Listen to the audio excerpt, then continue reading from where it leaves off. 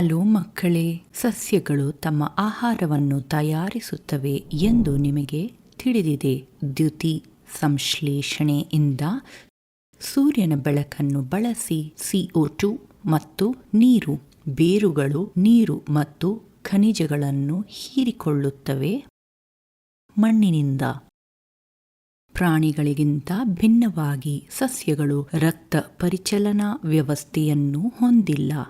ಸಾಗಿಸಲು ವಸ್ತುಗಳು ಹೇಗೆ ನೀರು ಮತ್ತು ಪೋಷಕಾಂಶಗಳು ಬೇರುಗಳಿಂದ ಹೀರಲ್ಪಡುತ್ತವೆ, ಎಲೆಗಳಿಗೆ ಸರಿಸಾಗುತ್ತಲೆಯೇ ನೀರು ಹೇಗೆ ತಲುಪುತ್ತದೆ. ಎತ್ತರದ ಸಸ್ಯಗಳ ಮೇಲ್ಭಾಗ. ನಾನು ಬಿಂದು. ಈ ಪ್ರಶ್ನೆಗಳಿಗೆ ಉತ್ತರಗಳನ್ನು ಅನ್ವೇಷಿಸೋಣ ಎಂಬ ವಿಷಯದ ಮೇಲೆ ಸಸ್ಯಗಳಲ್ಲಿ ಸಾರಿಗೆ, ಜೀವನ ಪ್ರಕ್ರಿಯೆಗಳ ಪಾಠದಿಂದ 10ನೇ ತರಗತಿಯ ಜೀವಶಾಸ್ತ್ರ.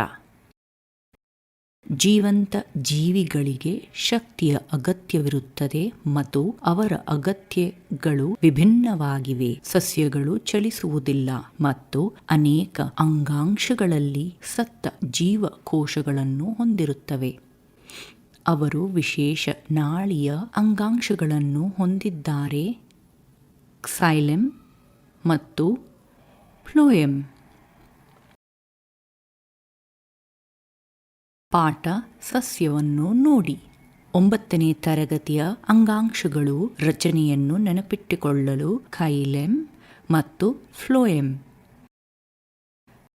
ಸಸ್ಯಗಳಲ್ಲಿ ಕ್ಸೈಲೆಮ್ ನಂತಹ ವಾಹಕ ಟ್ಯೂಬ್ಗಳು ನೀರು ಮತ್ತು ಖನಿಜಗಳನ್ನು ಸರಿಸಿ ಮಣ್ಣಿನಿಂದ,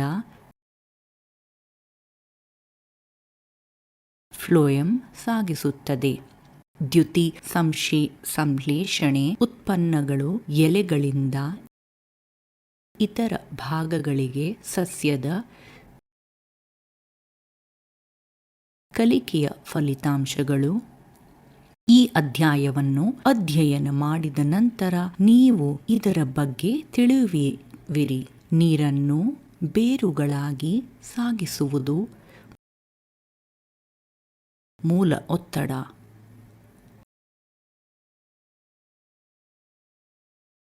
ಟ್ರಾನ್ಸ್ಪಿರೇಷನ್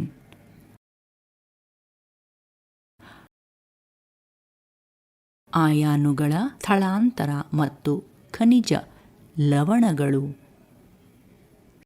ಸಕ್ಕರೆಗಳ ಸ್ಥಳಾಂತರ. ಕೀವರ್ಡ್ಗಳು: ಆಸ್ಮೋಸಿಸ್,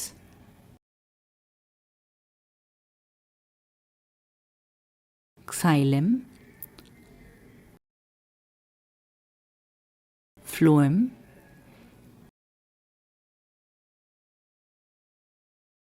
ಬೇರು ಕೂದಲು, ಟ್ರಾನ್ಸ್ಪಿರೇಷನ್,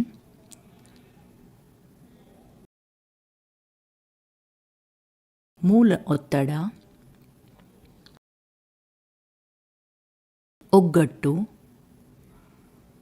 ಅಂಟಿಕೊಳ್ಳುವಿಕೆ. ನೋಡೋಣ.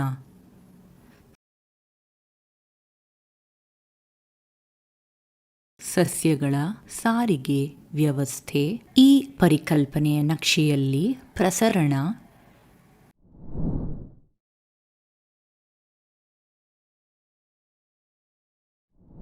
ಘನ ವಸ್ತುಗಳ ಚಲನೆಯಾಗಿದೆ. ದ್ರವಗಳು ಮತ್ತು ಅನಿಲಗಳು ಉನ್ನತ ಪ್ರದೇಶಗಳಿಂದ ಕಡಿಮೆ ಏಕಾಗ್ರತೆಗೆ ಆಸ್ಮೋಸಿಸ್ ಚಲನೆಯಾಗಿದೆ. ನೀರು ಅಥವಾ ದ್ರಾವಣ ಅಣುಗಳ ಎತ್ತರದ ಪ್ರದೇಶದಿಂದ ಕಡಿಮೆ ಏಕಾಗ್ರತೆಗೆ ಅರೆ ಪ್ರವೇಶ ಸಾಧ್ಯವಾದ ಪ್ಲಾಸ್ಮಾ ಪೊರೆಯಾದ್ಯಂತ ಸಕ್ರಿಯ ಸಾರಿಗೆ ಅಣುಗಳ ಸಾಗಣೆಯಾಗಿದೆ. ಏಕಾಗ್ರತೆಯ ವಿರುದ್ಧ ಶಕ್ತಿಯನ್ನು ಬಳಸಿಕೊಂಡು ಗ್ರೇಡಿಯಂಟ್. ಸಸ್ಯಗಳಲ್ಲಿ ವಸ್ತುಗಳ ಸಾಗಣೆ ಜೀವಕೋಶಗಳ ಒಳಗೆ ಮತ್ತು ಹೊರಗೆ ಸಂಭವಿಸುತ್ತದೆ. ಪ್ರಸರಣದಿಂದ ಮತ್ತು ಸಕ್ರಿಯ ಸಾರಿಗೆ ಸಸ್ಯಗಳು ಸಾರಜನಕವನ್ನು ಪಡೆಯುತ್ತವೆ. ರಂಜಕ ಮತ್ತು ಇತರ ಖನಿಜಗಳು ಮಣ್ಣಿನಿಂದ ಬೇರುಗಳಿಂದ ಹೀರಲ್ಪಡುತ್ತದೆ.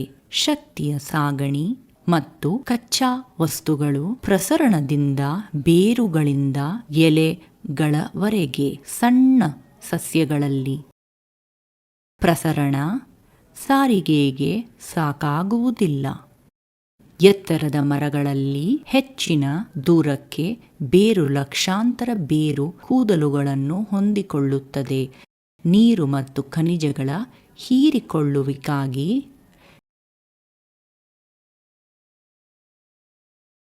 ಬೇರು ಕೂದಲುಗಳು ತೆಳ್ಳಗಿನ ಗೋಡೆಗಳನ್ನು ಹೊಂದಿರುತ್ತದೆ.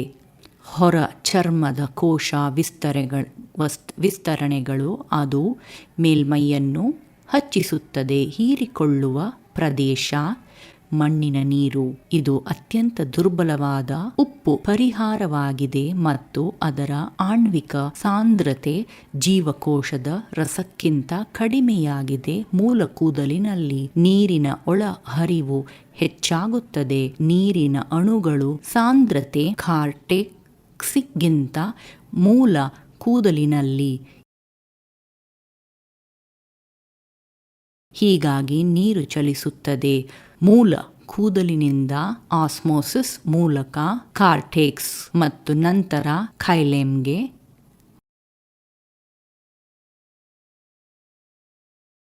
ಮತ್ತು ಕಾಂಡಕ್ಕೆ ಮತ್ತು ಎಲೆಗಳು. ಬೇರು ಹೀರಿಕೊಳ್ಳುವ ನೀರು ಕೂದಲು ಬೇರು ಪದರಗಳಿಗಾಗಿ ಆಳವಾಗಿ ಚಲಿಸುತ್ತದೆ. 2 ಮಾರ್ಗಗಳಿಂದ. ಅಪೋಪ್ಲಾಸ್ಟ್ ಮಾರ್ಗ. ನೀರಿನ ಅಪೋಪ್ಲಾಸ್ಟಿಕ್ ಚಲನೆ ಪ್ರತ್ಯೇಕವಾಗಿ ಸಂಭವಿಸುತ್ತದೆ ಇಂಟರ್ ಸೆಲ್ಯುಲಾರ್ ಜಾಗಗಳ ಮೂಲಕ ಮತ್ತು ಜೀವಕೋಶಗಳ ಗೋಡೆಗಳು, ಆದರೆ ಜೀವಕೋಶ ಪೊರೆಯಾದ್ಯಂತ ಅಲ್ಲ. ಇದು ಏಕಾಗ್ರತೆಯನ್ನು ಅವಲಂಬಿಸುತ್ತದೆ. ಗ್ರೇಡಿಯಂಟ್ ಸಿಂಪ್ಲೆಸ್ಟ್ ಮಾರ್ಗ. ಇದರಲ್ಲಿ ನೀರಿನ ಅಣುಗಳು ಪಕ್ಕದ ಕೋಶಗಳಿಗೆ ಸರಿಸಿ ಪ್ಲಾಸ್ಮಾ ಮೆಂಬ್ರೇನ್ ಮೂಲಕ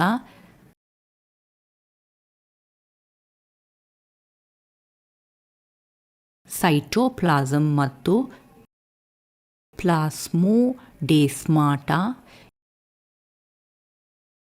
ಇದು ನಿಧಾನ ಸಾರಿಗೆ ಮತ್ತು ಅವಲಂಬಿಸುತ್ತದೆ ಸಾಂದ್ರತೆಯ ಗ್ರೇಡಿಯಂಟ್ ಮೇಲೆ. ನೀರಿನ ಪ್ರವೇಶವು ದುರ್ಬಲಗೊಳ್ಳುತ್ತದೆ. ಮೂಲ ಕೂದಲಿನ ವಿಷಯಗಳು ನಿರ್ವಾತ.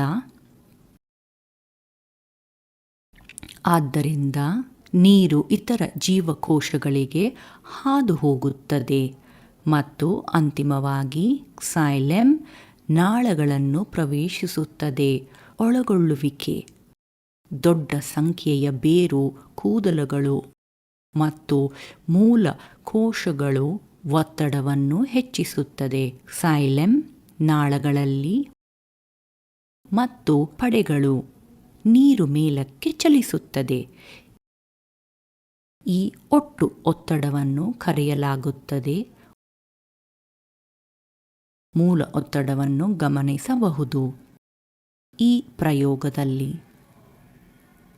ನಿಯಮಿತವಾಗಿ ನೀರಿರುವ ಮಡಕೆ ಸಸ್ಯವನ್ನು ತೆಗೆದುಕೊಳ್ಳಿ ಮತ್ತು ಕಾಂಡದ ಭಾಗವನ್ನು 1 ಸೆಂಟಿಮೀಟರ್ ನೆಲದ ಮಟ್ಟಿಂದ ಮೇಲೆ.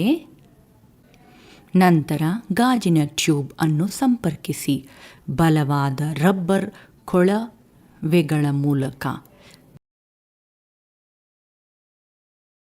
ಗಾಜಿನ ಕೊಳವೆಯ ಗಾತ್ರ ಮತ್ತು ಕಾಂಡವು ಸಮಾನವಾಗಿರಬೇಕು. ಟ್ಯೂಬ್ ಅನ್ನು ಸೇರುವಾಗ ಕಾಳಜಿ ವಹಿಸಿ ಮತ್ತು ಕಾಂಡವನ್ನು ಬಿಗಿಯಾಗಿ ಬಂಧಿಸಲಾಗಿದೆ. ಟ್ಯೂಬ್ನಿಂದ ನೀರು ತಪ್ಪಿಸಿಕೊಳ್ಳುವುದನ್ನು ತಪ್ಪಿಸಲು ಈಗ ಗಾಜಿನ ಕೊಳವೆಗೆ ಸ್ವಲ್ಪ ನೀರು ಸುರಿಯಿರಿ. ನೀರಿನ ಮಟ್ಟವನ್ನು ಮೇಲೆ ನೋಡುವವರೆಗೆ ರಬ್ಬರ್ ಟ್ಯೂಬ್. ನೀರಿನ ಮಟ್ಟವನ್ನು ಗುರುತಿಸಿ. M1 ಟ್ಯೂಬಲ್ಲಿ ಮಡಿಕೆಯನ್ನು ಇರಿಸಿ 2-3 ಗಂಟೆಗಳ ಕಾಲ ಪಕ್ಕಕ್ಕೆ. ನಂತರ ನೀರಿನ ಮಟ್ಟವನ್ನು M2 ಗಮನಿಸಿ ಮತ್ತು ಗುರುತಿಸಿ.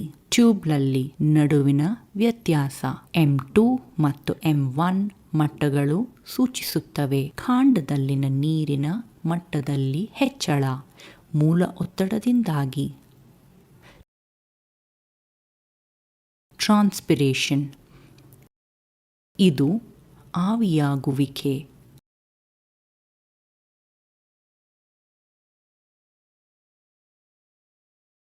ನೀರಿನ ಎಲೆಗಳಲ್ಲಿರುವ ಸ್ಟೊಮ್ಯಾಟಾದಿಂದ.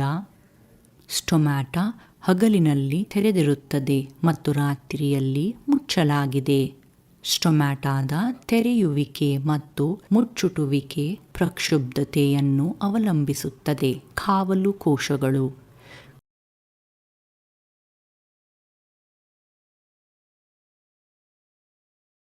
ಕಾವಲು ಕೋಶಗಳಿಗೆ ನೀರಿನ ಪ್ರವೇಶ ಅವುಗಳನ್ನು ಟಾರ್ಗೆಟ್ ಮಾಡುತ್ತದೆ ಮತ್ತು ಕಾರಣವಾಗುತ್ತದೆ ಸ್ಟೊಮ್ಯಾಟಾ ತೆರೆಯುವಿಕೆ. ನೀರಿನ ನಷ್ಟ ಕಾವಲು ಕೋಶಗಳಿಂದ ಅವುಗಳನ್ನು ಕುಗ್ಗುವಂತೆ ಮಾಡುತ್ತದೆ ಮತ್ತು ಸ್ಟೊಮ್ಯಾಟಾ ಮುಚ್ಚಲಾಗಿದೆ. ಎಲೆಯಿಂದ ನೀರು ಆವಿಯಾಗುತ್ತದೆ. ಮೆಸೋಫಿಲ್ ಜೀವಕೋಶಗಳು ತೆರೆದ ಸ್ಟೊಮ್ಯಾಟಾ ಮೂಲಕ ನೀರಿನ ಸಾಂದ್ರತೆಯನ್ನು ಕಡಿಮೆ ಮಾಡುವುದು. ಇದು ಹೆಚ್ಚಿನ ನೀರಿನ ಪ್ರವೇಶವನ್ನು ಅನುಮತಿಸುತ್ತದೆ. ಆಸ್ಮೋಸಿಸ್ ಮೂಲಕ ಜೀವಕೋಶಗಳಿಗೆ ಎಲೆಯ ನಾಳಗಳ ಸೈಲೆಮ್ನಿಂದ.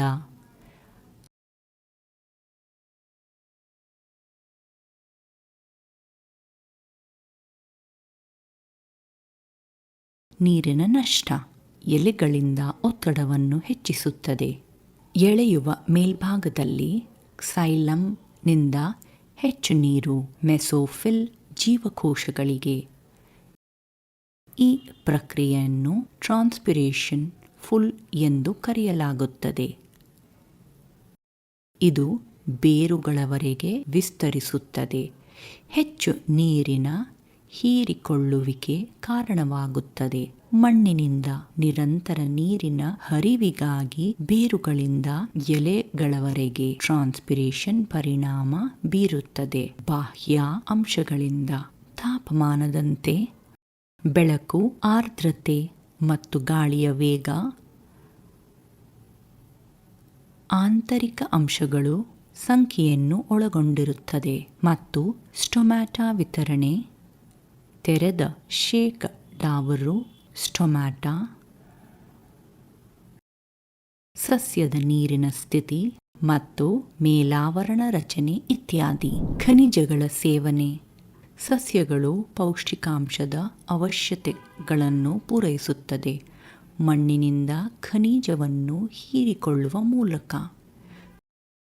ಖನಿಜಗಳು ಇರುತ್ತವೆ ಚಾರ್ಜ್ಡ್ ಅಯಾನುಗಳಾಗಿ ಮಣ್ಣಿನಲ್ಲಿ ಮತ್ತು ಜೀವಕೋಶದಾದ್ಯಂತ ಚಲಿಸುವ ಸಾಧ್ಯವಿಲ್ಲ. ಪೊರೆಗಳು ಏಕಾಗ್ರತೆ ಮಣ್ಣಿನ ಮೇಲಿರುವ ಖನಿಜಗಳ ಪ್ರಮಾಣವು ಸಾಮಾನ್ಯವಾಗಿ ಕಡಿಮೆ ಇರುತ್ತದೆ ಏಕಾಗ್ರತೆಗಿಂತ ಮೂಲದಲ್ಲಿರುವ ಖನಿಜಗಳು. ಆದ್ದರಿಂದ ಹೆಚ್ಚಿನ ಖನಿಜಗಳು ಸಕ್ರಿಯ ಹೀರಿಕೊಳ್ಳುವ ಮೂಲಕ ಮೂಲವನ್ನು ನಮೂದಿಸಿ ಎಪಿಡರ್ಮಲ್ ಕೋಶಗಳ ಸೈಟೋಪ್ಲಾಸಂ ಮೂಲಕ.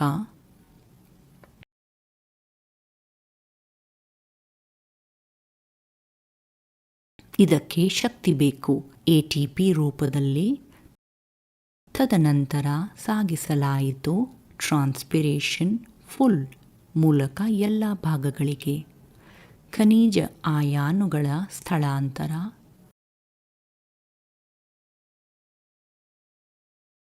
ಖನಿಜಗಳು ಮರು ಸಂಗ್ರಹಿಸಲಾಗಿದೆ.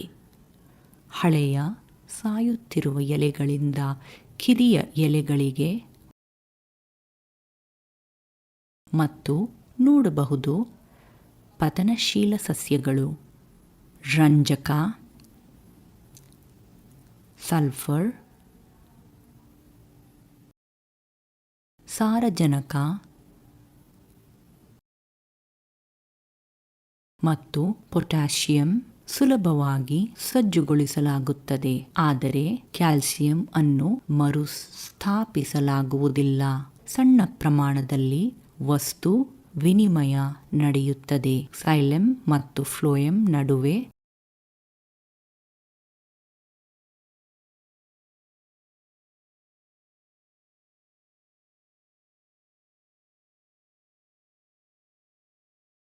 ಫ್ಲೋಯಂ ಸಾರಿಗೆ ಫ್ಲೋಯಂ ಸಾಗಿಸುತ್ತದೆ. ಮೂಲದಿಂದ ಸುಕ್ರೋಸ್ ಒಂದು ಸಿಂಕ್ಗೆ. ಮೂಲವು ಎಲೆ, ಅಲ್ಲಿ ಆಹಾರವನ್ನು ಸಂಶ್ಲೇಷಿಸಲಾಗುತ್ತದೆ ಮತ್ತು ಸಿಂಕ್ ಒಂದು ಭಾಗವಾಗಿದೆ. ಅದು ಆಹಾರದ ಅಗತ್ಯವಿದೆ ಅಥವಾ ಸಂಗ್ರಹಿಸುತ್ತದೆ. ಫ್ಲೋಯಂ ಜರಡಿ ಕೊಳವೆಗಳಿಂದ ಕೂಡಿದೆ. ಅದು ಜರಡಿ ಫಲಕಗಳನ್ನು ಹೊಂದಿರುತ್ತದೆ. ಸೈಟೋಪ್ಲಾಸ್ಮಿಕ್ ಎಲೆಗಳು ಜರಡಿ ಫಲಕಗಳಲ್ಲಿನ ರಂಧ್ರಗಳ ಮೂಲಕ ಹಾದು ಹೋಗುತ್ತದೆ. ಚಳುವಳಿ ಪದಾರ್ಥಗಳ ಫ್ಲೋಯಂ ದ್ವಿಮುಖವಾಗಿದೆ ಮತ್ತು ಮೇಲಕ್ಕೆ ಅಥವಾ ಕೆಳಮುಖವಾಗಿರಬಹುದು. ಚಲನೆ ಯಾವಾಗಲೂ ಮಾತ್ರ ಕ್ಸೈಲಮ್ನಲ್ಲಿ ಮೇಲ್ಮುಖವಾಗಿ ಅಥವಾ ಏಕಮುಖವಾಗಿ. ಸಕ್ಕರೆಗಳ ಸ್ಥಳಾಂತರ ಕಾರ್ಯವಿಧಾನ ಮೂಲದಿಂದ ಸಿಂಕ್ಗೆ ಫ್ಲೋಯಂ ಮೂಲಕ ಒತ್ತಡದ ಹರಿವಿನ ಕಲ್ಪನೆಯ ಮೂಲಕ ದ್ಯುತಿ ಸಂಶ್ಲೇಷಣೆಯಿಂದ ತಯಾರಾದ ಗ್ಲೂಕೋಸ್ ಸುಕ್ರೋಸ್ ಆಗಿ ಪರಿವರ್ತನೆಯಾಗುತ್ತದೆ.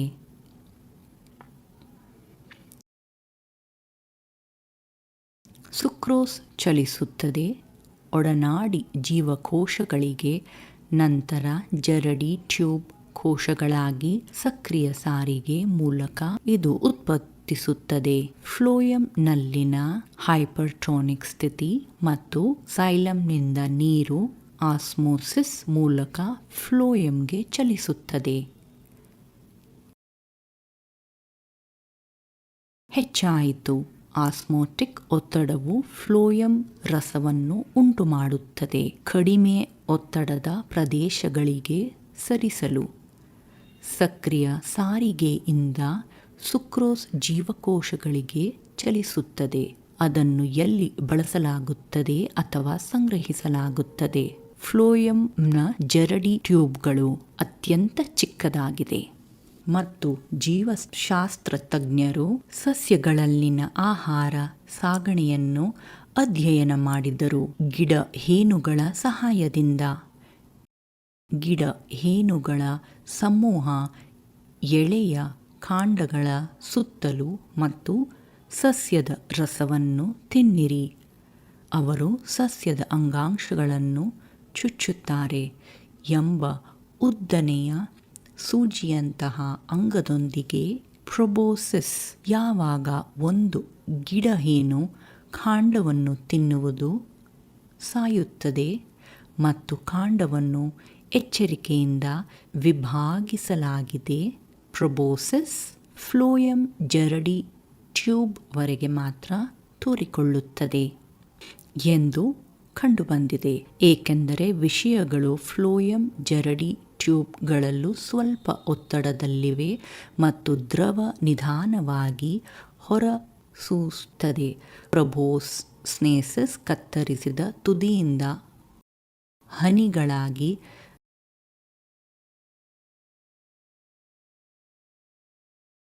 ದ್ರವವು ಸಕ್ಕರೆಯನ್ನು ಹೊಂದಿರುತ್ತದೆ ಮತ್ತು ಅಮೈನೋ ಆಮ್ಲಗಳು. ಇನ್ನೊಂದು ಪ್ರಯೋಗದಲ್ಲಿ ಚಿಗುರಿನ ತೊಗಟೆಯ ಉಂಗುರವನ್ನು ತೆಗೆದುಹಾಕಲಾಗುತ್ತದೆ. ಮರವನ್ನು ಒಡ್ಡಲು ಎಲ್ಲ ಅಂಗಾಂಶಗಳನ್ನು ತೆಗೆದುಹಾಕುತ್ತಲೇ ಕೇಂದ್ರದಿಂದ ಹೊರಕ್ಕೆ ಫ್ಲೋಯಂ ಸೇರಿದಂತೆ ಕೆಲವು ದಿನಗಳ ನಂತರ ಉಂಗುರದ ಮೇಲಿನ ಮತ್ತು ಕೆಳಗಿನ ಅಂಗಾಂಶಗಳು ವಿಶ್ಲೇಷಿಸಲಾಯಿತು.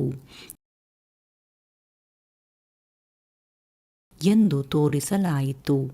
ಉಂಗುರದ ಮೇಲೆ ಆಹಾರ ಸಂಗ್ರಹವಾಗಿತ್ತು, ಆದರೆ ಕೆಳಗೆ ಇರಲಿಲ್ಲ. ಇದು ಇನ್ನೂ ಸ್ವಲ್ಪ ಕಾಲ ಉಳಿಯಿತು ಮತ್ತು ಕಾಂಡವು ಹೆಚ್ಚಾಯಿತು ಉಂಗುರದ ಮೇಲಿನ ದಪ್ಪದಲ್ಲಿ, ಆದರೆ ಕೆಳಗೆ ಯಾವುದೇ ಬೆಳವಣಿಗೆ ಸಂಭವಿಸಲಿಲ್ಲ. ಆದ್ದರಿಂದ ಫ್ಲೋಯಂಗೆ ಯಾವುದೇ ಹಾನಿ. ಕಾಂಡದ ಸುತ್ತಲೂ ಆಹಾರವನ್ನು ತಡೆಯುತ್ತದೆ, ಬೇರುಗಳಿಗೆ ಹಾದು ಹೋಗುವುದಿಲ್ಲದರಿಂದ ಮತ್ತು ಮರವು ಅಂತಿಮವಾಗಿ ಸಾಯುತ್ತದೆ. ನೀರಿನ ಮೇಲ್ಮುಖ ಚಲನೆ ಮತ್ತು ಬೇರುಗಳಿಂದ ವಿವಿಧ ಖನಿಜಗಳು ಸಸ್ಯದ ಭಾಗಗಳನ್ನು ಕರೆಯಲಾಗುತ್ತದೆ. ರಸದ ಆರೋಹಣ ಹಲವಾರು ಅಂಶಗಳು ಒಂದು ಪಾತ್ರವನ್ನು ವಹಿಸುತ್ತವೆ. ರಸದ ಆರೋಹಣದಲ್ಲಿ ರೂಟ್ ಒತ್ತಡವು ಕಾರಣವಾಗಿದೆ. ನೀರಿನ ಚಲನೆಗಾಗಿ ಬೇರು ಕೂದಲಿನಿಂದ ಕಾಂಡದ ಬುಡದವರೆಗೆ. ಕಾಂಡದಲ್ಲಿ ನೀರು ಏರುತ್ತದೆ ಒಂದು ನಿರ್ದಿಷ್ಟ ಎತ್ತರದವರೆಗೆ ಕ್ಯಾಪಿಲರಿ ಕ್ರಿಯೆಯಂತಹ ಭೌತಿಕ ಶಕ್ತಿಗಳಿಂದ. ನೀರಿನ ಅಣುಗಳು ಕ್ಸೈಲಂನಲ್ಲಿ ನಿರಂತರ ಕಾಲಮ್ ಅನ್ನು ರೂಪಿಸುತ್ತವೆ, ಅಂಟಿಕೊಳ್ಳುವಿಕೆಯ ಶಕ್ತಿಗಳಿಂದಾಗಿ ಮತ್ತು ಒಗ್ಗಟ್ಟು.